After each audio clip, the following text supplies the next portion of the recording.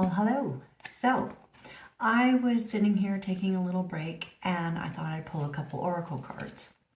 And I felt that I needed to share this. And this is kind of for a collective of creative souls who will totally understand and feel the struggle of when you're having self-doubt or you're being too hard on yourself or overly critical and analyzing what it is that you do and not giving yourself grace, the same grace that you would give others.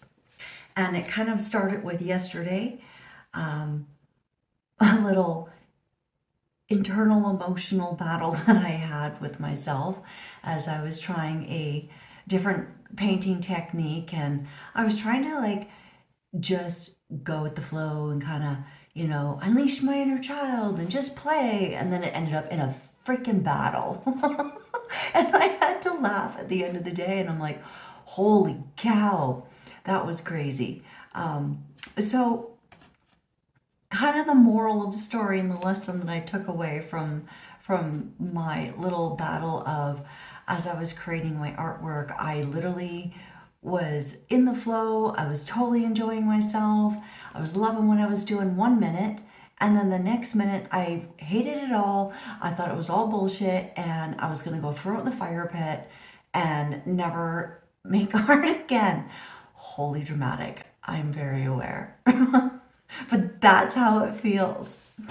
And so I kind of had to take a step back and stop being so serious, because I was like, your whole objective today was not to work so much at the work side of it and just actually get back into feeling creative, feeling passionate about what you're doing and kind of feeling the joy of it, because I've caught myself over the last little while having so many personal goals and things that I have wanted to meet, and I have put some pretty stringent deadlines on myself that I decided, you know what, I got to take a day where it's just a play day.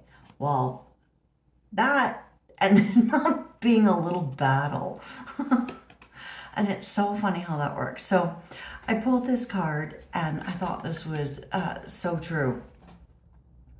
And it says, everything I believe about myself is just a story. In my story, everything is about me, and it has to be that way because I am the center of my perception. The story is told from my point of view. And then it was ironic. The next card that came up was, it's in my nature to make up stories and to interpret everything I perceive. Without awareness, I give my personal power to the story, and the story writes itself. With awareness, I recover the control of my story.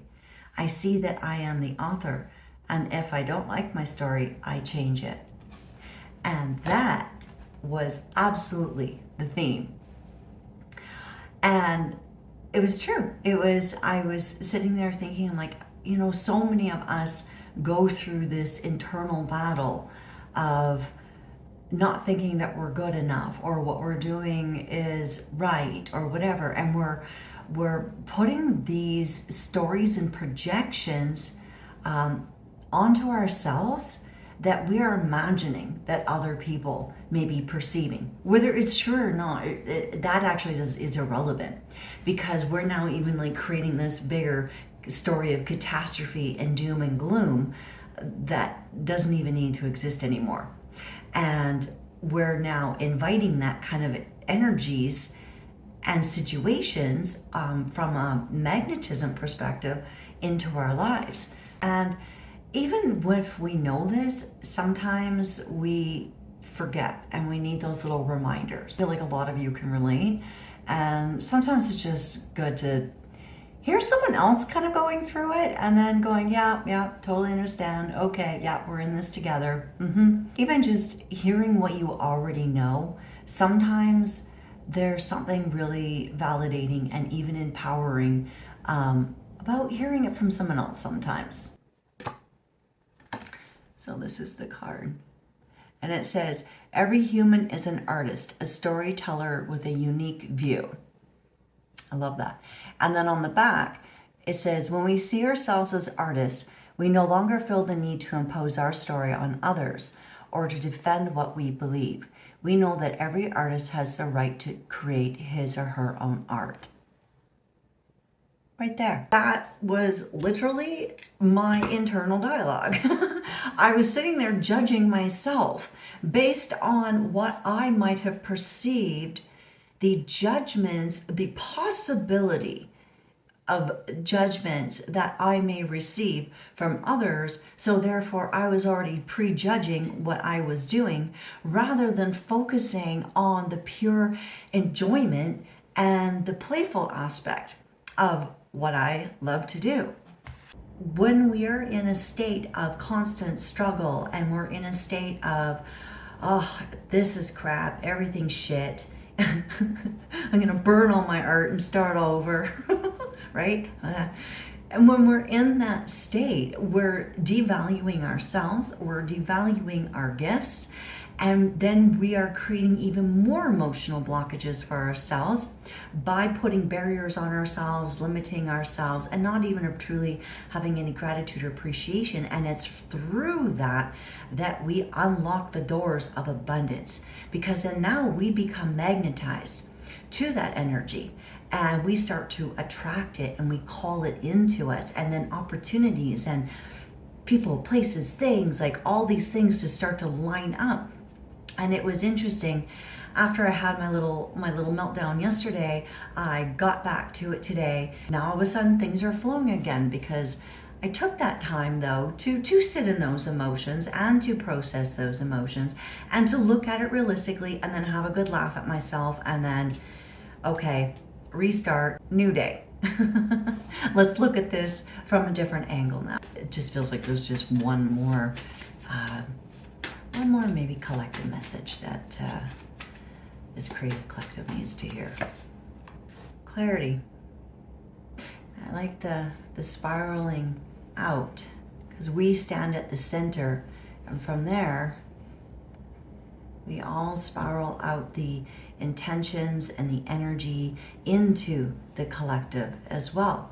And I do find that the creative collective, we tend to be at the, how do I word this? I see us at the start and at the end, actually, in sort of a universal way, where there's a reason why, you know, all throughout history, the artists have been the forerunners of every culture, that the art and the culture were tied hand in hand together.